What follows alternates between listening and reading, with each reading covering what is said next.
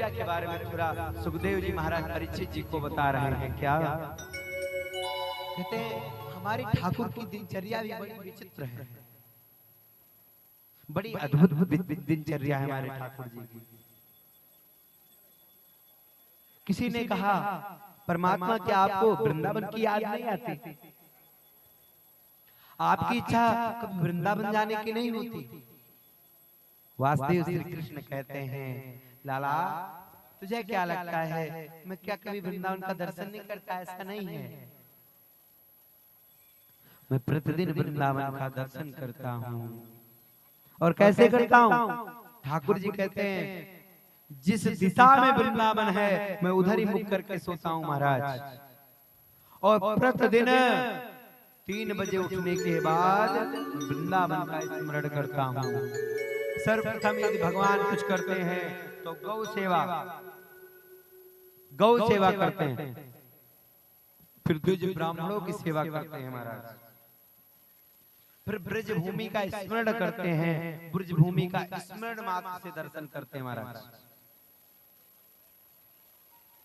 ऐसे हमारे परमात्मा, जिन्हें लोग कहते हैं कि वो तो चली आते, भूल गए जाके वहां पे गोपियन को, याते गयो मेरो लाल, वो आप तो जाके मुख भूल गयो। ये कहा कह रहे, कौन कह रहे? ब्रज वाले कह रहे कि बिहारी जी वहां जाके मुझे भूल गए, लेकिन ऐसा नहीं है। उन्होंने तो वृंदावन को डेली दिनचर्या बना ली प्रतिदिन की महाराज। ऐसे हमारे बिहारी जी। अब परीक्षित जी से कहते हैं, सुखदेव जी महाराज अब मैं तुम्हें एक ऐसी कथा सुनाऊंगा। देखो, 2 व्यक्तियों का नाम भागवत में नहीं आया है। 2 व्यक्ति का नाम, 2 लोगों का नाम भागवत जी में बिल्कुल नहीं है। हाँ, ये भावपूर्ण निकल सकते हैं, लेकिन आए बिल्कुल नहीं है व्याकरण की दृष्टि से। एक तो सुदामा और दूसरी श्रीजू का नाम। ये 2 नाम पूरे भागवत जी में नहीं पाएंगे आप। ये दोनों नाम भागवत जी में नहीं है। एक बार ये राधा बंटो भृतान विधा के चक्कर में बहुत बहस हो गई थी अनुद्धाचार्य जी महाराज। इसको राधा और राधा के बीच में बड़ा ही झंझट हुआ महाराज। लेकिन उसके बाद उन्हीं विद्वानों ने भी ये भी साबित किया कि राधा जी का नाम है, लेकिन कैसे है? जब हम भाव पूर्वक निकालेंगे, जब हम भाव पूर्वक भजन पूर्वक भागवत जी में वही जो आधा भंटो विटान विधा है वही निकलेगा महाराज, वही राधा हो जाता है। और कब होता है? जब भाव से हम नाम को स्मरण करते हैं। तो 2 लोगों का नाम पूरे भागवत में नहीं आया है, एक सुदामा जी का और एक राधा रानी जी का। कहते हैं आज मैं एक ऐसा चरित्र सुनाऊंगा जहाँ पे 2 मित्र शिक्षा ग्रहण करने के लिए जाते हैं, लेकिन गुरुदेव भगवान की कृपा से एक के पास धन वैभव गाड़ी बंगला कुछ भी किसी भी चीज की कमी नहीं, और दूसरा एकदम निर्धन है महाराज। तो क्या गुरुदेव भगवान द्वेष करते हैं? नहीं। यदि अगर गुरुदेव भगवान के नजरों में दोष होता तो हमें लगता है हनुमान चालीसा में ये लाइन ना आती कि जय जय जय गुरु हनुमान गोसाई कृपा करो गुरुदेव की नाई। क्या? जय जय जय हनुमान गोसाई कृपा करो गुरुदेव के नाई। गला आज बैठ रहा है, लेकिन कोई बात नहीं, आज तो विराम दिवस है। आज हमारे तिवारी जी भी बहुत मगन है, लेकिन आप लोग नहीं।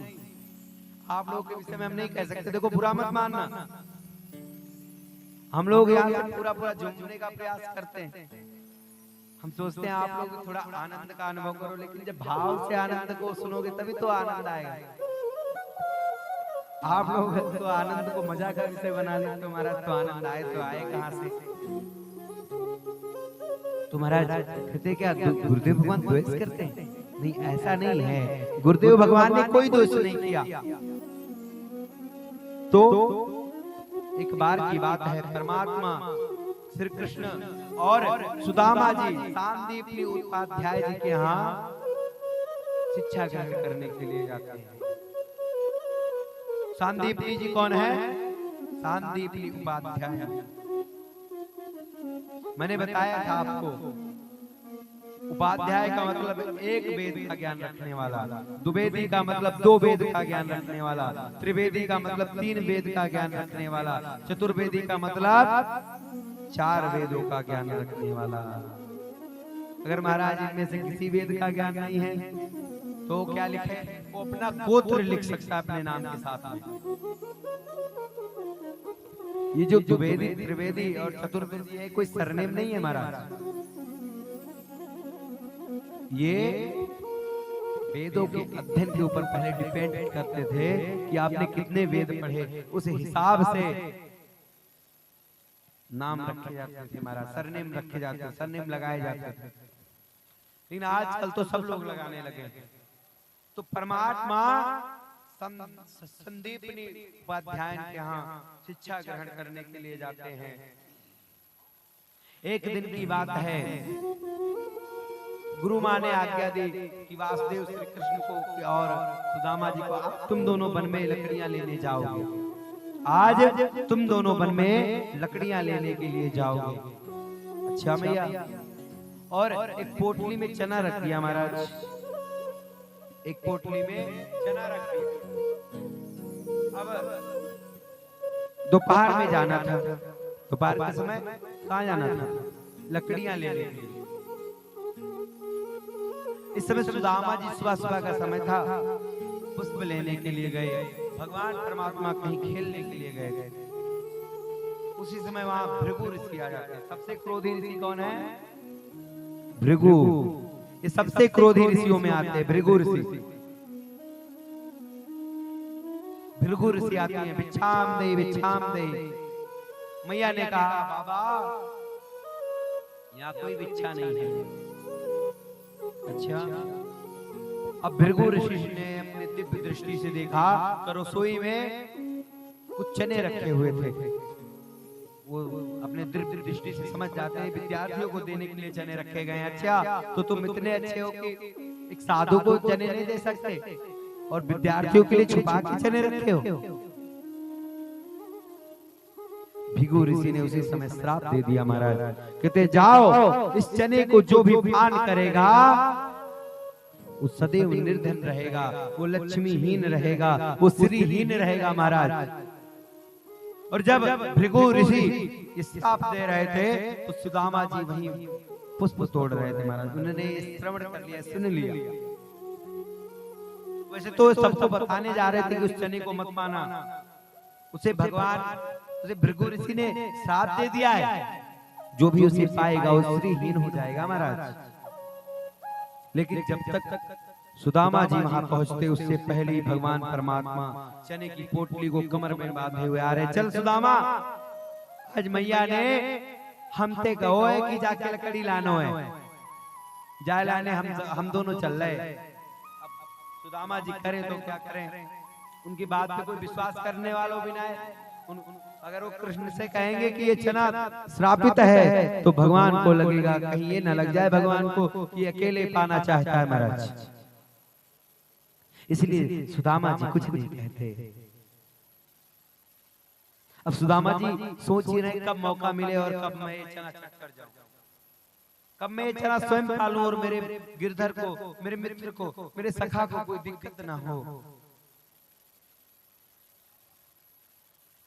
ये चना मैं पालू महाराज। इसी मौके का तलाश कर रहे थे। अब वो श्री कृष्ण से कहते हैं कन्हैया सब कुछ तू अपने पास रख ला, ये चने मुझे दे, मैं रखे रहूंगा। कन्हैया बोले क्यों, अकेले पाना चाहते हो? नहीं नहीं ऐसा नहीं है, मुझको तो पे विश्वास ना है, मुझको तो पे बिल्कुल विश्वास ना है कन्हैया। मुझको लगता है अगर तोय भूख लगो तो पूरा पूरा पा जाएगा, अगर तू पूरा पागो तो मैं क्या पाऊंगो। इतने ही चने जे काम कर, मैं झूठ ना बोलूं, जे मोह दे दे तू, मैं साची साची कहूं बिल्कुल। जे चने की पोटली मोह दे दे तू। महाराज भगवान परमात्मा ने चने की पोटली को सुदामा जी को दे दिया। इतना जतन करने के बाद सुदामा जी लकड़ियां काटने गए। अब दोनों सुदामा जी सोच रहे हैं जैसे ही मौका मिले मैं तुरंत पा जाऊंगा इस चने को। फेंक दिया, अंकुरित हो गए। अंकुरित होने के बाद इसमें से फिर से चना निकलेगा। किसी और ने पा लिया, वो श्रीविहीन हो गया, श्रीहीन हो गया। इससे अच्छा है इस चने को मैं पालूं। कुछ लोग कहते हैं महाराज कि चने को चोरी करके सुदामा जी ने पा लिया था। ऐसा कुछ नहीं है। उसका जो कारण है वो ये है, अल्प विद्या वाले जो हैं वो यही कहते हैं कि चोरी करके सुदामा ने चना पा लियो या लाने वो गरीब है। लेकिन उन्हें काहे पाए ये नाय पतो काऊ को, उन्हें इसलिए पाया कि कहीं हमारे परमात्मा श्रीहीन ना हो जाए। महाराज सुदामा जी मौके की तलाशी कर रहे थे, तब तक बारिश होने लगी। और जैसे बारिश होने लगी सुदामा जी पेड़ के ऊपर हैं और परमात्मा वृक्ष के नीचे छुपे हुए बैठे हैं। भीषण बारिश हो रही है। सुदामा से परमात्मा कह रहे हैं अरे अरे सुदामा ने नीचे आ जाओ सखा, नीचे आ जाओ। सुदामा कहते नहीं नहीं मैं ये ठीक हूँ। और सुदामा ने जल्दी जल्दी पोटली खोली और चना पाना शुरू कर दिया। महाराज सारे चना पा गए। अब कुछ लोग सुनाते हैं, कुछ लोग कहते हैं जो कथा कथित लोग हैं, इन्हें भागवत जी का कभी अध्ययन नहीं किया होगा सही से, वो बोलते हैं कि सुदामा जी वृक्ष के नीचे थे और भगवान परमात्मा वृक्ष पे थे। लेकिन ऐसा नहीं है। परमात्मा तो एक्सपर्ट ही थे चढ़ने और उतरने में। अगर परमात्मा पहले भीग गए होते ऊपर तो तुरंत झट से नीचे आके चना छीन लेते थे। और परमात्मा ये थोड़ी बोलते कि तुम्हारा दांत कटा रहा हो कि नहीं कटा रहा हो, ये नहीं पूछते महाराज। आज क्या हुआ, सुदामा जी ने भाव पूर्वक प्रेम पूर्वक चना पान कर लिया। पूरे चना को पा गए। कन्हैया नीचे से देख रहे, अरे मित्र ये क्या कर रहे हो, सखा ये क्या कर रहे हो तुम? अरे वहां में मेरो हिस्सो है, मेरे हिस्सो खा जाएगा तू। अरे कन्हैया क्या करूं, मुझको भूख बहुत जोर की लगी है। अरे नीचे आ, मैं भी पाऊंगा। अरे ना मैं नीचे ना आ रहा हूं। कन्हैया सुदामा जी ने पूरा चना पा लिया। जब नीचे आए क्षमा मांगते हैं, कन्हैया क्षमा कर दे, मुझको भूख बड़ी जोर को लगी थी, जाए लाने मैंने पा लिए। एक काम करियो, कल मेरे हिस्से को तू पा लिए। ये है प्रेम, ये है सखा के प्रेम होना। महाराज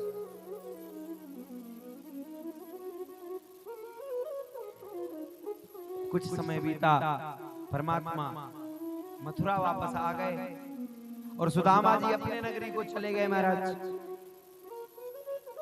समय बीतने में समय नहीं लगता महाराज, समय को समय नहीं लगता, कब समय निकल जाए।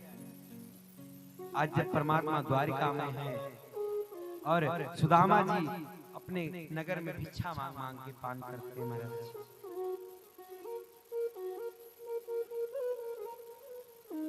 अच्छा, अभी हमारे कोई एक मित्र बन जाए जो डीएम हो, जो हमारे मित्र डीएम हो, तो हम क्या करते हैं, फोटो खींच के डेली डालते रहते हैं।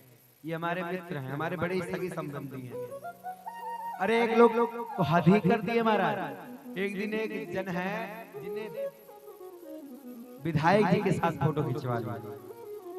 अरे कहीं अलग के विधायक नहीं है, एक विधायक जी, मैं नाम नहीं ले, विधायक जी के साथ फोटो खिंचवा लिया। उन्होंने जानते हो क्या लिखा, आज विधायक जी के साथ फोटो खिंचवाने का परम सौभाग्य प्राप्त हुआ, हमारा तो जीवन ही धन्य हो गया। बताओ, विधायक जी के साथ फोटो खिंचवाने से उनका जीवन धन्य हो रहा है। तो हमारी चंचलता क्या है, हमारी आदत क्या है। अगर हम तनिक सा भी देखें कि हमारे मित्र थोड़े से ऊंची पदवी पे पहुंचे, तुरंत फोटो खिंचा के डाल देंगे। सुदामा जी ने ऐसा कभी नहीं किया। सुदामा जी तो अपने पत्नी को भी नहीं बताते कि हमारे जो मित्र हैं वो वासुदेव श्री कृष्ण हैं, कभी नहीं बताते महाराज।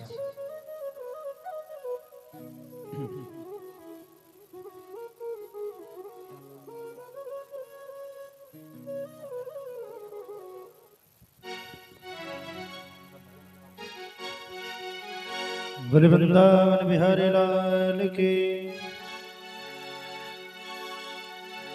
सोनी है गोकुल नगरिया, आजा आजा सबरिया। सोनी है गोकुल नगरिया, आजा आजा सबरिया। आजा सवरिया, आजा आजा सबरिया। आजा सबरिया, आजा आजा सबरिया। सोनी है ऐसे नहीं, जब सुनी है गोकुल नगरिया तब ताली बजाओ, तभी तो कन्हैया आएंगे। तुम सोच रहे हो फ्री में आ जाए तो ऐसे काम नहीं चलेगा यार, दोनों हाथ लगा के ताली बजाओ। हाँ तिवारी जी, बिहारी ध्यान दीजिए। अभी मैंने क्या बताया, भाव में आप हो, आप इसमें भाव में, इनको भाव नहीं आता। जो अजय मोह वाले हैं, हमें लगता है इनके बारे में हमने गलत सुन लिया। जब अजय मोह नहीं आए थे, हमने सुना कि यहाँ के लोग हरदम भागवत कथा करवाते रहते हैं। साल में लगभग भागवत कथा यहाँ गुरु बाबा आदि पे होती रहती है। हमें लगा कि यहाँ के लोग बड़े भावपूर्ण होंगे, लेकिन हमें आज पता चला मैं करवाते तो हैं लेकिन इनकी रुचि नहीं है। कहते हैं भावना में भावना हो तो भावना बेकार है, यदि भावना में अगर भाव आ जाए तो भाव से बेड़ा। देखो कुछ कह रहे हैं भैया के। अच्छा हम देखते हैं ये एक ऐसे व्यक्ति हैं जो हमारे भजन को बड़े ध्यान से, यहाँ कोई नहीं रहता ना तो कुर्सी डाल करके आगे बैठ के हमारे भजन को सुनते हैं। एक बार इनके लिए तालियां बजाओ पहले। जय हो। बड़े प्यार से मारा जाए, वक्त ऐसे होने चाहिए। अब आप लोगों नहीं आगे तो हमने कहा भैया तुम ही सब आके बैठ के भजन सुनो। तो अपने हाँ महाराज हारन की आवाज से अपने अपने घर में सब सुन रहे हैं, आज यहाँ बैठ कर सुनो।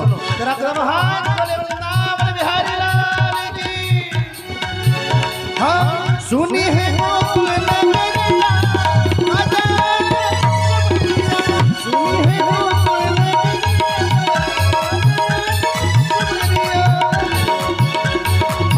आजा समरिया आजा आजा समरिया आजा समरिया आजा आजा समरिया।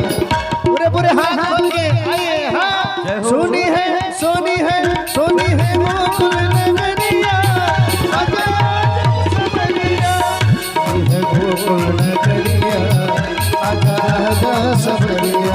वृंदावन बिहारी लाल की।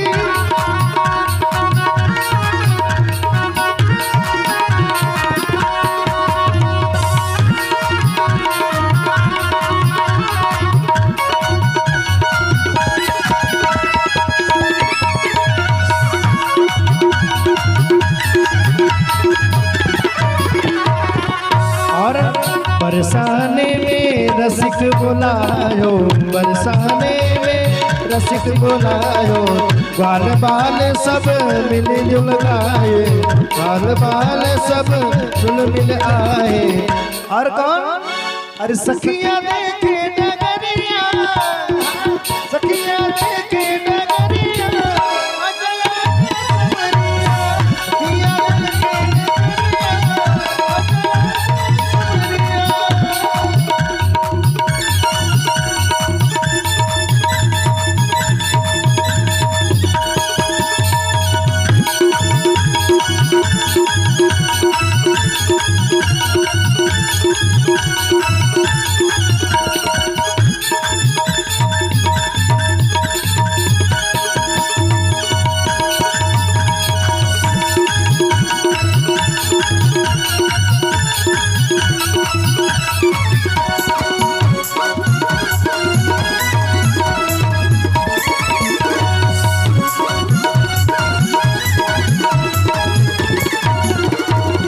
ऐसी प्रीत लगी मनमोहन, ऐसी प्रीत लगी मनमोहन, तेरे बिन सखी हो गई जोगल, तेरे बिन सखी हो गई जोगल।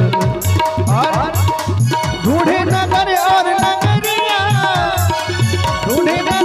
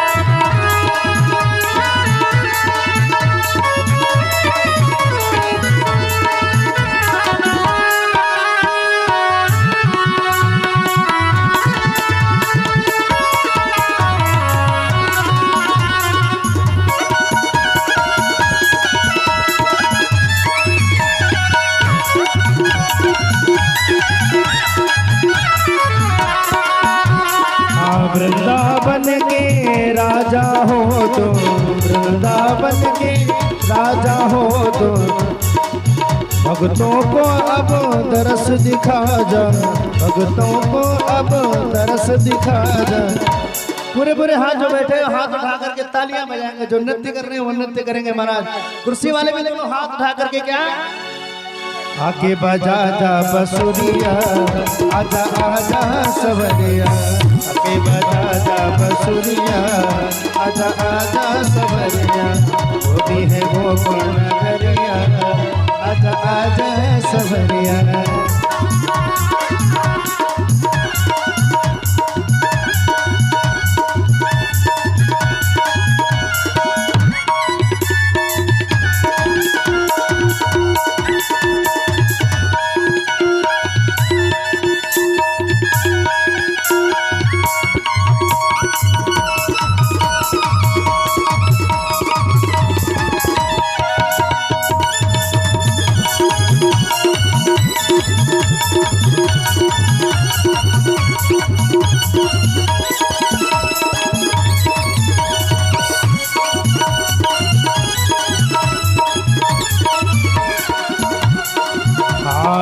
ब्रज नगरी की सब नर नारे, ब्रज नगरी की सब नर नारे।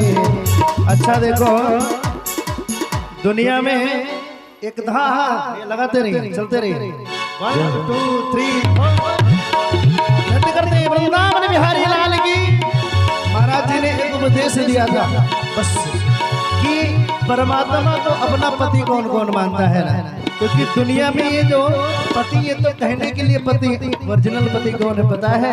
केवल मेरा कन्हैया है। एक बार अपने परम पिता के लिए दोनों हाथ से तालियां बजाते भजन गाओ।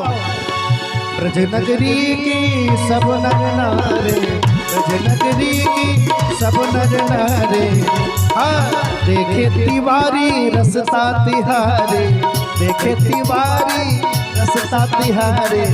और हमारे साथ जितने म्यूजिशियन हैं इनके लिए तालियां बजा। हमारे साथ तबला पर संगत कर रहे हैं भैया नरोत्तम त्रिपाठी जी, इनके लिए बार जोरदार तालियां बजा। बड़ा प्यारा तबला।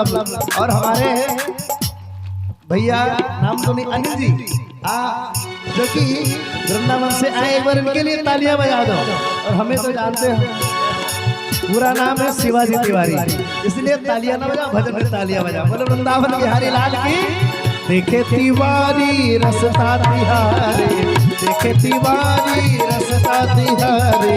और तुझको ढूंढे गुजरिया, तुझको ढूंढे गुजरिया, आजा आजा सवरिया, सुनी है गोकुल नगरिया, आजा आजा सवरिया, सुनी है गोकुल नगरिया, आजा आजा सवरिया, सुनी है गोकुल नगरिया, आजा आजा सवरिया, सुनी है गोकुल नगरिया, आजा आजा सवरिया, आजा आजा सवरिया, आजा आजा सवरिया, आजा आजा सवरिया, आजा आजा सवरिया। बोले वृंदावन बिहारी लाल की जय। अब जिनको आनंद आयो ना तालियां बजा दो। अपने लिए हमारे लिए नहीं, हम गा नहीं पाते।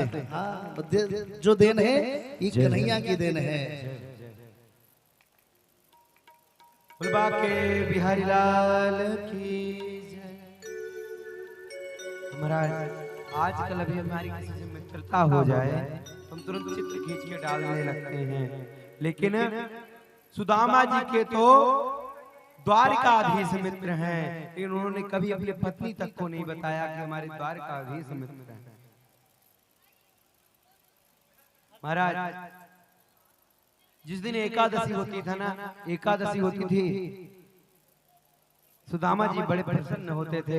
आज मेरे प्रभु की एकादशी है, आज मेरे परमात्मा की एकादशी है। मैंने सुना है जो एकादशी व्रत रहता है उसे परमात्मा की जल्दी प्राप्ति होती है। तो उनकी पत्नी कहती है हमारा तो डेली एकादशी होता है।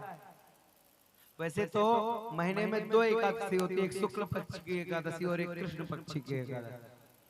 लेकिन हमारा तो महाराज 2-4 एकादशी नहीं, महीने में 8-10 एकादशी हो जाती है।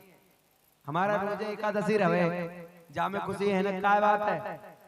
सुदामा जी कह रहे देवी तुम्हें नहीं पता, जो एकादशी का व्रत रहता है उसे परमात्मा प्राप्त होते हैं। और सोचो परमात्मा की हमारे ऊपर कितनी बड़ी कृपा है कि हम महीने में 10-12 बार एकादशी रहते हैं, 10-12 दिनों तक कुछ नहीं पाते महाराज। उनकी पत्नी कहती है ये सब तो ठीक है, लेकिन एक बात जान लो, पूरे भारत वाले जब एकादशी का व्रत तोड़ते हैं वह अन्न पाके तोड़ते हैं, हम तो द्वादशी भी व्रत रहते हैं। एकादशी तक तो ठीक है, हम द्वादशी भी व्रत में ही बीत जाती है हमारी। भगवान ने हमें कुछ नहीं दिया, ऐसा सुदामा जी कभी नहीं कहते। वो उसको भावपूर्ण, उनके अंदर ये नहीं है, अहंकार बिल्कुल नहीं है महाराज सुदामा जी के अंदर, ना उनको पीड़ा हो रही है ना कुछ। वो तो ये कह रहे हैं कि मैं भीतर आऊं, मैं भीतर जाऊं, मैं भीतर आऊं, मैं भीतर जाऊं। सुदामा जी कहते हैं मैं अपने भाव के ऐसे भीतर आऊं, मैं अपने परमात्मा के दृष्टि में इस तरह से समा जाऊं कि मैं भीतर जाऊं, ऐसे कहते हैं हमारे सुदामा जी। एक बार की बात है, सूरदास जी जा रहे थे, एक सूरदास जी जा रहे थे, कुछ लोगों ने बोला कि बाबा आगे गड्ढा है, आगे गड्ढा है, याद रखियो, आप सूरदास हो, आप कैसे बचोगे? तो बोले बच्चा आप संभल के चलो। क्यों? क्योंकि बोले अगर हम गड्ढे में गिरने वाले होंगे तो हमारा परमात्मा जिसने हमें देखने के लिए नेत्र नहीं दिए वो मेरा रक्षा करेगा। लेकिन यदि तुम गड्ढे में गिर जाओगे तुम्हारी रक्षा करने वाला कोई नहीं होगा। ऊपर से लोग कहेंगे अंधे हो क्या, पूरा पूरा आंखों से दिखता है फिर भी गड्ढे में गिर गए, पागल हो क्या एकदम से तुम। इसलिए तुम अपना ध्यान रखो हमारे, क्योंकि महाराज एक बात है, एक बात है क्या, जिसे परमात्मा कुछ नहीं देता है, जिसे परमात्मा स्वयं का सहारा नहीं देता है ना, उसे अपना सहारा देता है। अगर कोई है ऐसा जो अंधा है आंखों से, महाराज वो मन की दृष्टि से देखता है, परमात्मा सदैव उसके साथ रहता है। लेकिन जिसने आंखें दे रखी वो तो जानबूझ के गड्ढे में गिर जाते हैं। जिन्हें आंखें नहीं मिली वो तो डेली भजन करते हैं, प्रतिदिन भगवान का भजन करते हैं। और जिन्हें महाराज तो बटन जैसी आंखें मिल गई वो क्या ही कर रहे हैं, वो तो जानबूझ के देख के भी गड्ढे में गिर रहे हैं। अगला गड्ढे में जा रहा है, पीछे वो भी गड्ढे में कूद जाते हैं। एक तो आजकल देखी देखा बहुत ज्यादा होता है, आजकल देखी दाखा बहुत होता है, उस पे कोई शास्त्रीय प्रमाण नहीं मानेगा। जिसके यहाँ एक बार जो हो गया वही फीका फोड़ है। एक यादव जी थे, देखिए किसी के सरनेम को बिगाड़ नहीं रहे हैं, कहानी है जो हमने श्रवण किया है। ऐसा मत सोचना कि अगर कोई यादव बोल के हो तो बुरा मत मानना। एक कहानी है जो हम सुनाने जा रहे हैं कि यादव जी थे और एक पंडित जी थे। तो पंडित जी के पास समय थोड़ा कम था, तो पंडित जी आए उन्हें सत्यनारायण व्रत कथा श्रवण करवाने के लिए, श्रवण करवाने के लिए आए। महाराज पूजन आदि करवाए, तीसरा अध्याय बाँचे ही थे तब तक पत्नी का फोन आ गया, घर पे युद्ध हो गए, घर पे युद्ध छड़ी है, जल्दी जल्दी पहुंचो। पंडित जी ने कहा क्यों, वही लागे 3 अध्याय में 5 अंक बजा दिए, झटपट हवन कराए और निकल गए महाराज। 3 अध्याय बाँचे खाली, और यजमान पूरा पूरा देख रहा था, एकदम भर भर के आंखें की 3 अध्याय बाँचा गया है। दूसरे बार एक बार विद्वान पंडित जी आए, जो काफी विद्वान थे, काशी बनारस से कहीं से आए होंगे। तो सत्यनारायण व्रत कथा सुनाने के लिए यादव जी के घर पे पहुंचे, पूरी व्यवस्था हुई, सुव्यवस्थित हुआ सब कुछ। अब यादव जी कथा श्रवण करने के लिए बैठे, सत्यनारायण व्रत कथा, और जैसे तीसरे अध्याय से ब्राह्मण देवता आगे बढ़े, तुरंत यादव जी ने रोक दिया, बस करो महाराज बस करो। बोले क्या हुआ? बोले कथा तो पूरी हो गई, आप हमें चूतिया समझ रहे हो, पागल समझ रखा है आपने हमें। कथा पूरी हो गई, दक्षिणा बढ़ाने के चक्कर में, हमारा टाइम बर्बाद करने के चक्कर में आप झूठ मूठ के अध्याय बनाते जा रहे हो। एक काम करो, जितना अध्याय सुनाया था पंडित जी ने उतना ही सुनाओ, फर्जी का अध्याय मत बनाओ हमारे सामने। बोले पंडित जी बोले अरे बच्चा सुनो तो, हम बनारस के विद्वान हैं, ये 2 अध्याय अभी नहीं हुआ है, ये 5वां अध्याय भी पूरा नहीं हुआ। अरे आप टाइम पे शंख नहीं बजाए, आपको कुछ पता है? टाइम पे शंख बजा दे तो तब तक 5 अध्याय पूरा हो जाता। महाराज पंडित जी और यादव जी के बीच में बढ़िया भीषण, जो यजमान जी थे उनके बीच में बढ़िया भीषण युद्ध होने लगा। वो बोले नहीं पंचम अध्याय आगे होगा, वो बोले नहीं तीसरे अध्याय को बोले यहाँ 5 तक पूरा होना था, आपने कैसे नहीं पूरा किया। महाराज बड़ी विडम्बना, पंडित जी सोचे अब क्या करें, बोले हाँ यजमान लगता है मुझसे ही गलती हो गई, ये पोथी बदल गई है, नहीं तो अब तक 5 तक तो बोल गया होता, क्षमा करना। आप एक काम करो 20 रुपया हमारे दक्षिणा में से काट लो, क्योंकि आजकल गांव में 70 रुपया से ऊपर दक्षिणा नहीं मिलती है। सत्यनारायण था, कहते पंडित जी लूटे, एक तरफ तो लोग बोलते हैं पंडित जी लूटे ले रहे हैं, और दूसरी तरफ क्या कहते हैं 70-80 रुपया से ऊपर रखने को भी राजी नहीं। तो बोले एक काम करा पंडित जी बोले यादव जी से, एक काम करना आप 20 रुपया और काट लो, हम 2 शंख बजाना भूल। पंडित जी को हार मानना पड़ा। तो कहने का हमारा तात्पर्य ये है कि ये जो कुछ लोग ऐसे भी होते हैं जो एक बार हो गया वही पक्का है, फिर शास्त्र में कुछ भी लिखा है वो नहीं मानेंगे, वो वही मानेंगे जो उनको उचित लगता है। अगर उन्हें उचित लगता है कि 2 अध्याय में सत्यनारायण व्रत कथा पूरी हो गई, हाँ हमारा तो 2 अध्याय में मानना आपको भी पड़ेगा। और उन्हें लगता है पंचम अध्याय सुनना है तो सुनना है महाराज, उन्हें जो लगता है। कुछ लोग ऐसे हैं वो वही करते हैं। ऐसे लोग नेत्र होने के बाद भी नेत्रहीन माने जाते हैं। ऐसे लोग कान होने के बाद बहरे माने जाते हैं। ऐसे लोगों को दृष्टि, इनसे अच्छे तो दृष्टिहीन लोग हैं। उन्हें ये तो पता है कि 5वां अध्याय कब पूरा होना है, उन्हें सुन सुन के इतना आभास है कि 5वां अध्याय कब पूरा होगा। जो दृष्टि वाले हैं वो देखकर भी नहीं मान रहे कि 5वां अध्याय पूरा हुआ कि नहीं हुआ। सूरदास जी ने कहा आप अपना काम करो, हम अपना काम कर रहे हैं महाराज, अब मुझ पे ध्यान ना दो। जिस परमात्मा ने मुझे ऐसा बनाया है वो मेरा साथ देगा, लेकिन अगर तुम गड्ढे में गिर गए तो लोग तुम्हारा मजाक बनाएंगे, तुम अपने आप पर ध्यान दो महाराज। ये है भक्ति का विषय, ये है भाव का विषय। परमात्मा के प्रतिभाव होना चाहिए। नेत्र होने से मतलब नहीं है, नेत्र नहीं है फिर भी चलेगा, ये परमात्मा की तरफ भाव होना चाहिए। आप तो आंख होते हुए भी अंधे हो, जो भजन नहीं करता वो आंख होते हुए भी अंधा होता है महाराज। तो सुदामा जी ने कभी अपना प्रचार प्रसार नहीं किया कि हम द्वारकाधीश के मित्र हैं। वो हर दिन हर पल आनंद में बिता रहे हैं, एकदम आनंद में। ये नहीं कहते कभी कि परमात्मा ने हमें ये दुख दिया, कहते हैं हमारे पूर्व जन्मों का फल है जो आज हमें भुगतना पड़ रहा है महाराज। एक बार पत्नी के बार बार प्रताड़ित करने पे, बार बार कहने पे, बार बार सुनाने पे बहुत परेशान हो गए सुदामा जी। पत्नी ने अपना कसम दे दिया, आपको मेरी कसम आप जाओगे। बोले ठीक है अब तो जाना ही पड़ेगा महाराज। पत्नी ने कसम दे दिया। सुदामा जी जाने लगते हैं। अपने मित्र के यहाँ ऐसे खाली हाथ नहीं जाना चाहिए, और यदि किसी के यहाँ जाएं तो कुछ ना कुछ लेके जाएं। अगर आप अपने सगे संबंधियों के यहाँ जाएं तो कुछ ना हो तो लड्डू जरूर लेके जाएं महाराज, मिठाई जरूर लेके जाएं,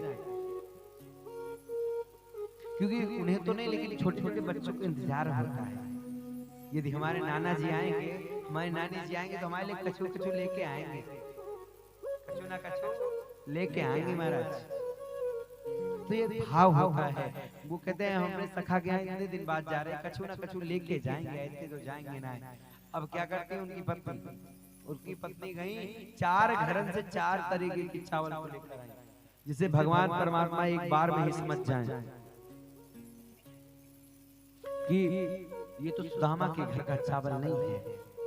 सुदामा अवश्य मुसीबत में है, सुदामा अवश्य गरीबी से जूझ रहा है, ये भगवान को समझ में आना चाहिए। और सुदामा जी क्या चाह रहे हैं, किसी को समझ में ना आए कि मैं इतना गरीब हूँ, मैं भूखे रह रहा हूँ, ये किसी को समझ में नहीं आना चाहिए। सुमानी व्यक्ति थे सुदामा जी। आज सुदामा जी चल देते हैं, कहते हैं अरे रास्ते भर रो रो कर हमसे पूछा पांव की छालों ने, बस्ती कितनी दूर है दिल में बसाने वालों। कहते हैं रास्ते भर रो रो कर हमसे पूछा पांव की छालों ने, बस्ती कितनी दूर बसा ली है दिल में रहने वालों ने। कौन हमारा दर्द, महाराज कौन हमारा दर्द सुनेगा, इन जख्मी दीवारों पे अपना अपना नाम लिखवा रहे बस्ती में रहने वालों। कौन हमारा दर्द सुनेगा, ये जख्मी दीवारों पे सबने अपना अपना नाम लिखवा रखा है बस्ती में रहने वालों। रास्ते भर रो रो कर पूछा मेरे पाँव के छाप। एक गजल है, मैंने शायरी की तरह आप लोग को सुनाया, क्योंकि ज्यादा समय नहीं है, ज्यादा समय ना लेते हुए हम थोड़ा आगे बढ़ेंगे। महाराज 1 महीना हो गया चलते चलते सुदामा जी को। सुदामा जी अभी द्वारका नहीं पहुंचे। कुछ देर बीता, कुछ यात्री दिखाई, भैया द्वारका किधर है? बोले भैया आप ये गलत दिशा में जा रहे हो, इधर जाना था आपको, या आप गलत जा रहे थे इधर। अच्छा, जय हो द्वारकाधीश की भैया, बहुत बड़ी कृपा की आपने हमें रास्ता बता दिया। महाराज सुदामा जी अपने बचपन के मित्र कन्हैया से मिलने के जाते हैं। बहुत लोगों को भाव है, कुछ लोगों ने भजन सुन रखो है, थोड़ा ध्यान देना इस लाइन पे। जितने लोग सुदामा जी को देख रहे हैं इधर ध्यान देना। कछु लोग कहते हैं कि सुदामा जी को द्वारपालों ने धक्का मार के निकाल दिया। वो हम जैसे बेवड़े, हम जैसे बेकार, हम जैसे एकदम खराब मनुष्य जैसे द्वारपाल थोड़ी थे। 2 कौड़ी के मनुष्य हम लोग, हमारे तरह वो द्वारपाल थोड़ी थे। वो सम्मानित परम पूज्य परमात्मा के दास थे महाराज, उनके सेवक थे। उन्होंने भगाया नहीं था सुदामा जी को, न धक्का मारा था, प्रेम पूर्वक बैठाए। उसके बाद कृष्ण को बुलाने गए।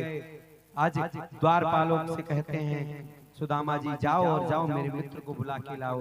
द्वारपाल जाते हैं, भगवान परमात्मा भोजन पा रहे थे महाराज, भोजन को पा रहे थे। जैसे ही सुना महाराज कि मेरा मित्र सुदामा आया था, कहते कौन आया कौन आया? बोले वो बता रहा है कि आपका सखा है, आपका बाल सखा है महाराज, आपको अपना मित्र बता रहा है महाराज। नाम क्या है? जैसे ही द्वारपाल ने कहा सुदामा नाम है, तुरंत भगवान कृष्ण ने अपने भोजन को त्याग दिया। आज पहली बार भगवान ने अपने भोजन को त्यागा और दौड़ते हुए सुदामा सुदामा करते हुए सुनते ही दौड़े चले जाए मोहन, लगाया गले से सुदामा को मोहन, लगाया गले से सुदामा। सुनते ही दौड़े चले आए मोहन, लगाया गले से सुदामा को मोहन। सुनते ही दौड़े चले जाए मोहन, लगाया गले से सुदामा को मोहन, लगाया गले से सुदामा को मोहन। हुआ रुक्मिणी को बहुत ही अचंभा, हुआ रुक्मिणी को बहुत ही अचंभा। ये मेहमान कैसा नसीब गया है, ये मेहमान कैसा गरीब गया है।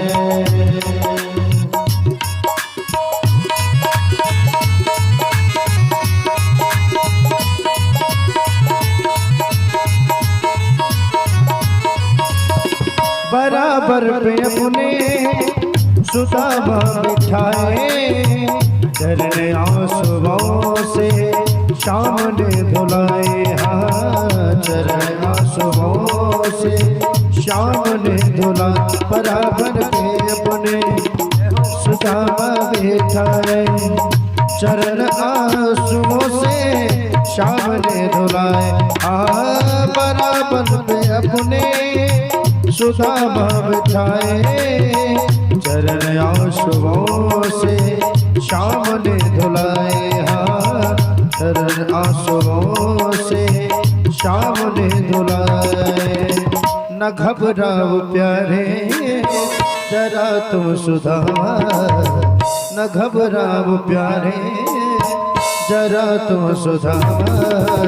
खुशी का समय तेरे करीब गया है, खुशी का समय तेरे करीब आ गया।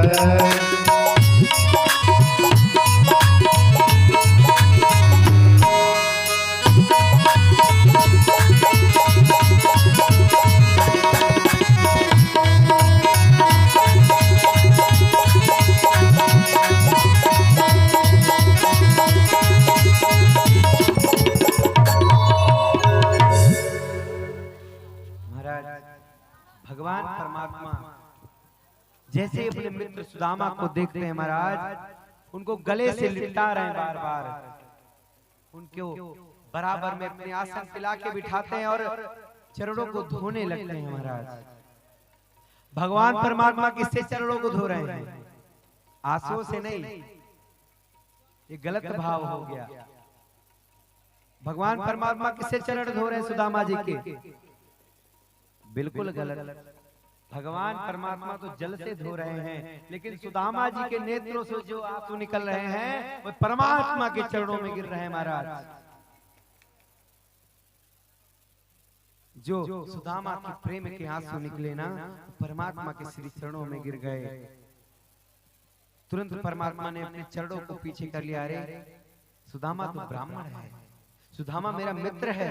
और एक और बात है, मित्रता में ब्राह्मण और शूद्र नहीं होना चाहिए, मित्रता में ब्राह्मण और ठाकुर नहीं होना चाहिए। मित्रता मित्रता होती है, और सच्ची मित्रता वही होती है चाहे कितनी भी बड़ी प्रॉब्लम क्यों ना हो, कितना भी बड़ा दिक्कत क्यों ना हो महाराज। एक मित्र दूसरे मित्र का कभी हाथ नहीं छोड़ता, वही सच्चा मित्र है, वही सच्चा सखा है महाराज। आज परमात्मा को अपने पास बिठाते हैं। सुदामा से कहते हैं, कन्हैया कहो क्या हाल है? आदि आदि ऐसे प्रश्नों को करते हैं महाराज, जो संक्षेप में हम आपको सुनाते हैं। आइए अब यहाँ दिव्य झांकी का दर्शन करेंगे और सुदामा जी के चरित्र से ही आज 7वें दिन की कथा पूर्ण होती है।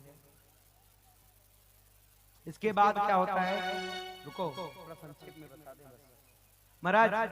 इसके बाद सुदामा चरित्र के जो बाद है, क्योंकि अभी आप लोग सुदामा जी का जो है वो देखने लग जाएंगे झांकी, तो फिर आपको समय नहीं मिलेगा। इसलिए आगामी कथा जो है, इसके आगे की जो थोड़ा बचा हुआ है उसको हम संक्षेप में आपको समझा रहे हैं। आगे महाराज भगवान परमात्मा ने देखा कि सारे राक्षस तो खत्म हो गए हैं, लेकिन यदुवंशी बहुत बढ़ गए हैं। जब यदुवंशियों को ज्यादा बढ़ते हुए देखा तो भगवान परमात्मा ने उनके भी संहार का कारण बनाया और स्वयं भी अपने धाम को चले गए। इस प्रकार से 7वें दिवस की और श्रीमद् भागवत महापुराण की कथा पूर्ण होती है। अभी आप लोग भगवान परमात्मा के दिव्य दिव्य झांकियों को सुनिए।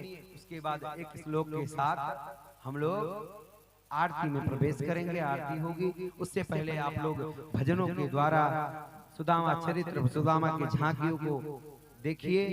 और जिनको भी सुदामा जी को कुछ पवाना है ना, या सुदामा जी को दान वान देना है, वो आ सकते हैं, ऐसी बात नहीं है। ठीक, तो अब तिवारी जी एक भजन को उठाइए दिव्य, और जिन्हें भी सुदामा जी को कुछ दान वान देना है ब्राह्मण को, तो ऊपर आ सकते हैं एक एक करके और दान दे सकते हैं। बोले राधा वल्लभ लाल की जय।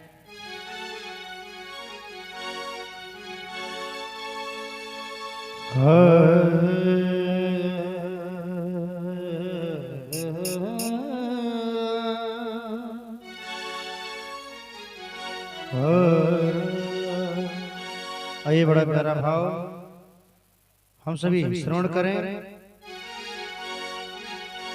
देखो सुदामा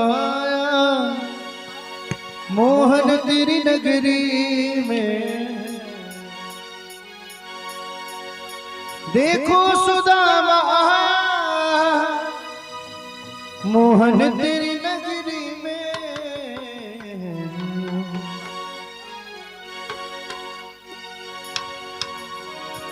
देखो सुदामा, देखो सुदामा आया मोहन तेरी नगरी में, देखो सुदामा आया मोहन तेरी नगरी में, देखो सुदामा आया मोहन तेरी नगरी में, देखो सुदामा आया मोहन तेरी नगरी में,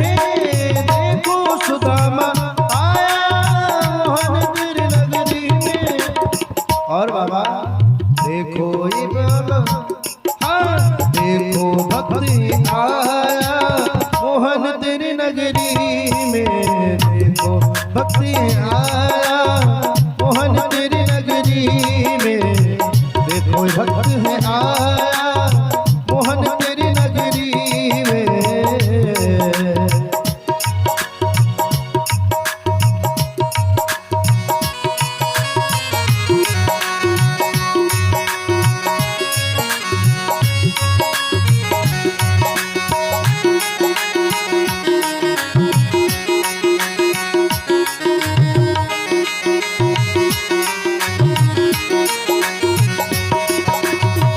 मुझको मेरे कान्हा हरनी तुम्हें पड़ेगी, फिर मुझको मेरे श्याम हरनी तुम्हें पड़ेगी।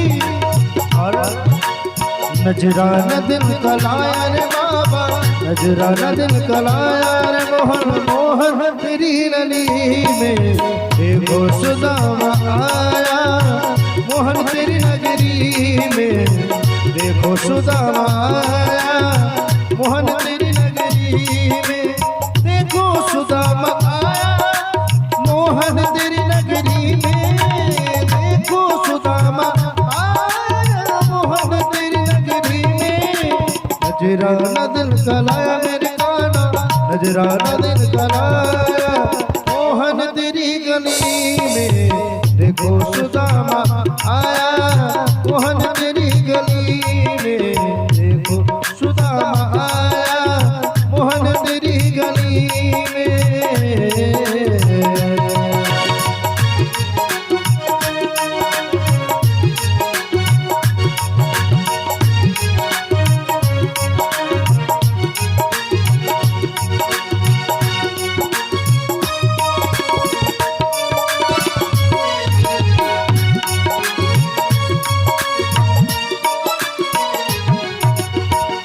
और हे बाबा, हे मेरे कन्हैया, हे मेरे आज सभी जितने भी वहाँ रुक्मिणी मैया हैं, आज सभी कन्हैया से, कन्हैया को देख देख कर कन्हैया के आज सारी सखियां आज बेबल हैं।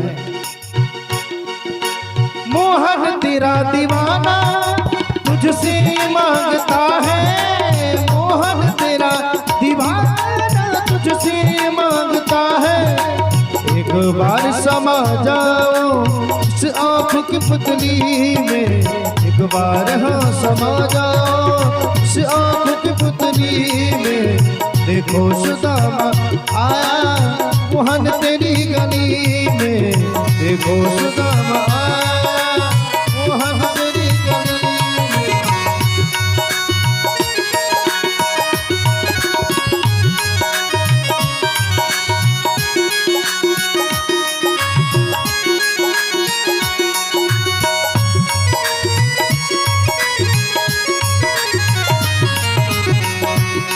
और मैंने सुना है माधो तुम तो हो दयानिधि हो, मैंने सुना है माधो तुम तो दया के निधि हो, भिक्षा दरस की पाऊं, भिक्षा दरस की पाऊं मोहन तेरी नगरी में, भिक्षा दरस की पाऊं मोहन तेरी नगरी में, देखो सुदामा आया मोहन तेरी नगरी में, देखो सुदामा आया मोहन तेरी नगरी में। एक बार भगवान कन्हैया और सुदामा जी के लिए एक बार दोनों हाथ से तालियों के भरा करतुल धर करते हुए स्वागत करें। और आइए, देखो सुदामा आया मोहन तेरी गली में, देखो सुदामा आया मोहन तेरी गली में, देखो सुदामा आया मोहन तेरी मोहन तेरी मोहन तेरी गली में।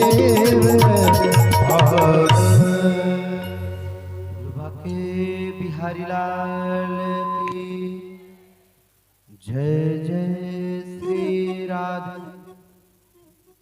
तो कितने लोग महाराज अब आरती करना चाहते हैं?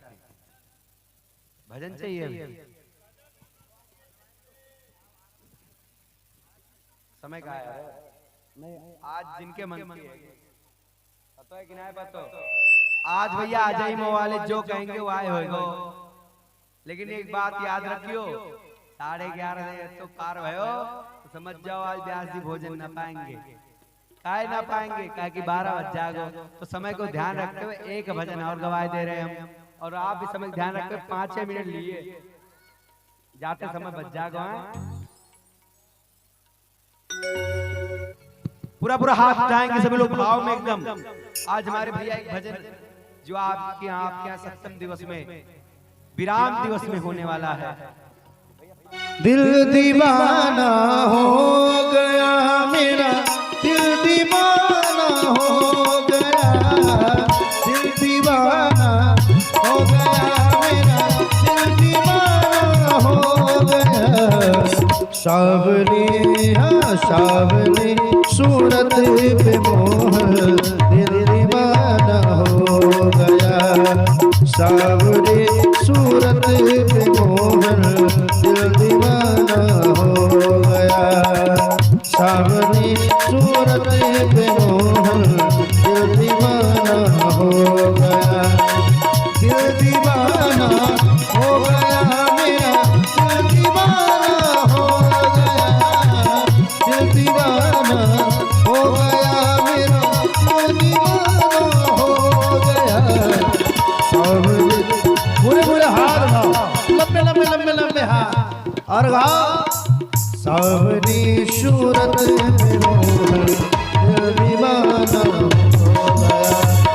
सावरी सूरत पे मोहन दिल दीवाना हो गया। एक तो तेरे नैन तिरछे दूसरा एक तो तेरे नैन तिरछे दूसरा तीसरा तीसरा तेरा तीसरा नजरे मिलाना दिल दीवाना हो। तीसरा नजरे मिलाना। मैं जानता हूँ आपको भाव में डिस्टर्ब किया लेकिन सुनो आज तो कथा का विराम दिवस है, ये आखिरी भजन है। इसके बाद में आप कोई भजन तिवारी जी गाने नहीं आएंगे। फिर कल यहाँ भजन नहीं होने वाला है, फिर आगामी कथा में ही होगा। तो कृपया आज तो सब लोग पूरा पूरा हाथ उठाएंगे और क्या कहेंगे। सावरी सूरत से मोहन दिल दीवाना हो गया। सावरी सूरत से मोहन दिल दीवाना हो गया। पीछे वाले पूरा पूरा हाथ। एक तो तेरे होठ बदल दूसरा लाली लगी। एक तो तेरे होठ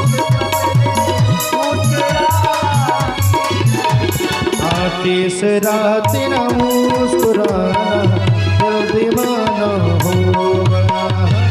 तीसरा तेरा मुस्कुराना दिल दीवाना।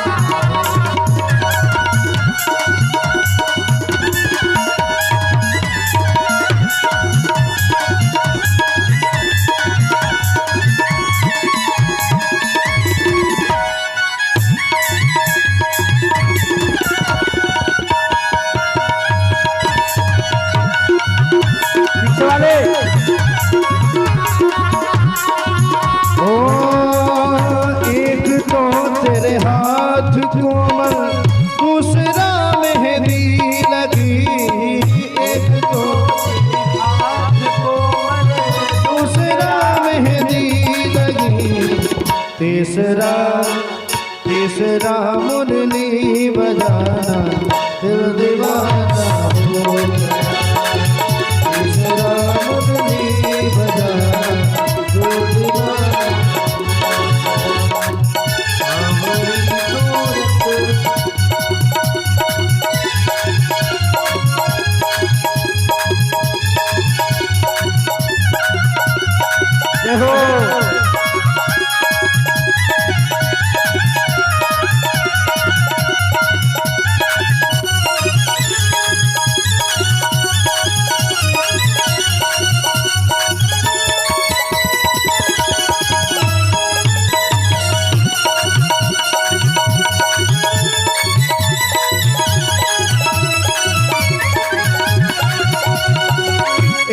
तो तेरे पाँव नाजुक दूसरा पायल बंधी, एक तो तेरे पाँव नाजुक दूसरा पायल बंधी, तीसरा घुंघरू बजाना यदि माना हो गया, तीसरा घुंघरू बजाना यदि माना हो गया। एक तो तेरे भोग छप्पन दूसरा माखन धरा, एक तो तेरे भोग छप्पन दूसरा माखन धरा, तीसरा खिचड़े का खाना जल्दी बना हो गया, तीसरा खिचड़े का खाना जल्दी बना हो गया। काबरी सूरत मोहन जल्दी बना हो गया। एक तो तेरे साथ राधा दूसरी रुक्मिणी खड़ी, एक तो तेरे साथ राधा दूसरी रुक्मिणी खड़ी, तीसरा मेरा गया दीवाना हो गया, तीसरा मेरा गया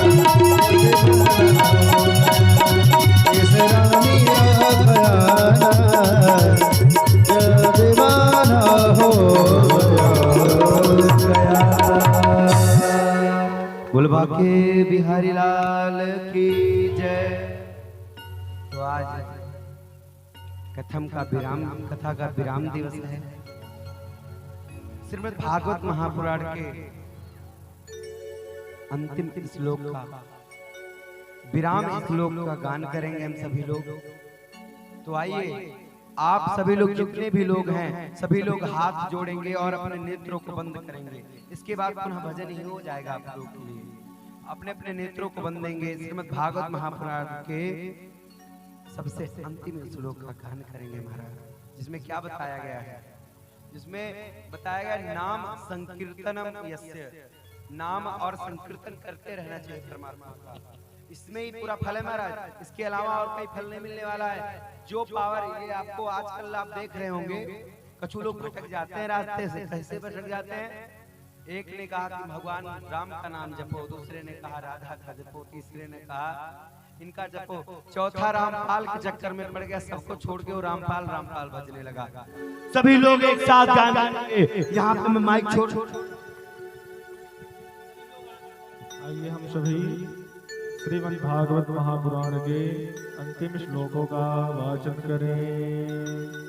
नाम संकीर्तनम यस्य, नाम संकीर्तनम यस्य सर्व पाप प्रणाशनम, सर्व पाप प्रणाशनम, प्रणामो दुःख शमनः, प्रणामो दुःख शमनः, तं नमामि हरिं परं, तं नमामि हरिं परं। नाम संकीर्तनं यस्य, नाम संकीर्तनं यस्य सर्व पाप प्रणाशनम्, सर्व पाप प्रणाशनम्, प्रणामो दुःख शमनः, प्रणामो दुःख शमनः, तं नमामि हरिं परं, नमामि हरिं परं। नाम संकीर्तनं यस्य, ॐ संकीर्तनं यस्य सर्व पाप प्रणाशनम्, सर्व पाप प्रणाशनम्, प्रणामो दुःख शमनः, प्रणामो दुःख शमनः, तं नमामि हरिं परं, तं नमामि हरिं परं। प्रेम से बोलिए बांके बिहारी लाल की, भागवत महापुराण की, श्री लक्ष्मी नारायण महायज्ञ की।